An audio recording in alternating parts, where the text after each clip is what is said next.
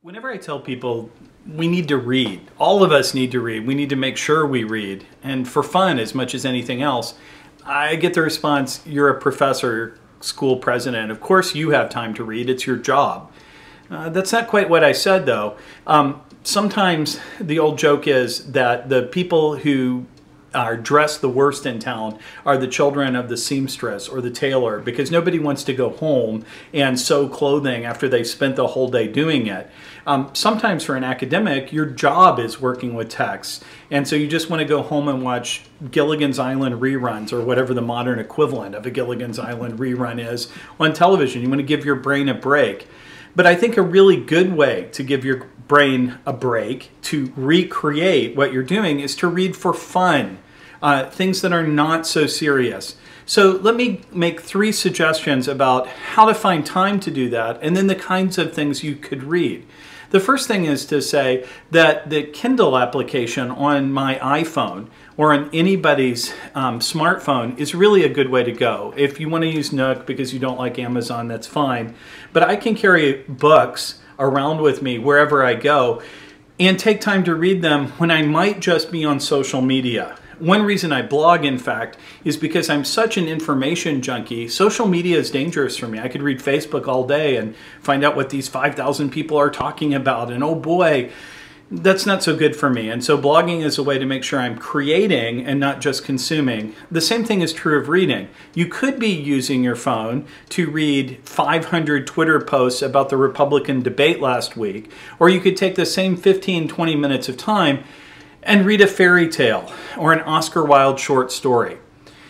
So the first thing I do is I use my phone that way. The second thing is to make sure you always have a book with you if you want to read.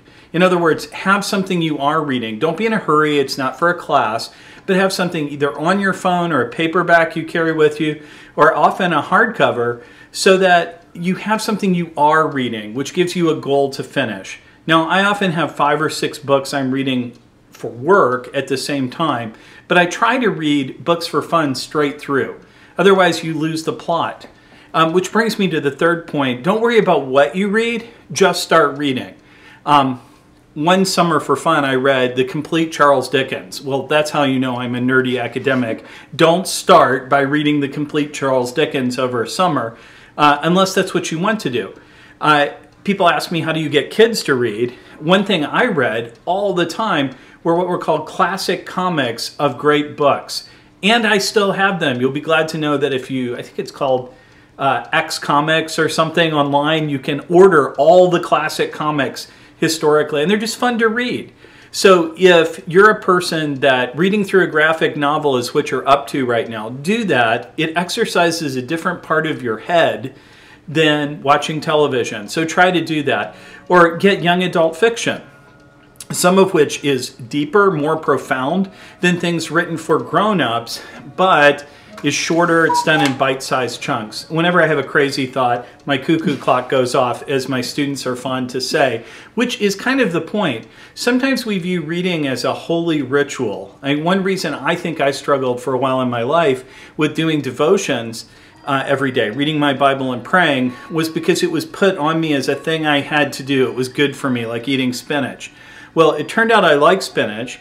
It turned out that if I stopped thinking of devotions as a duty and began to do it just because it's what someone in love would do, if you love God, and if I treated reading not as something that was good for me so I had to do it, but as something where I'd find anything to read and read that thing in the little space in my day.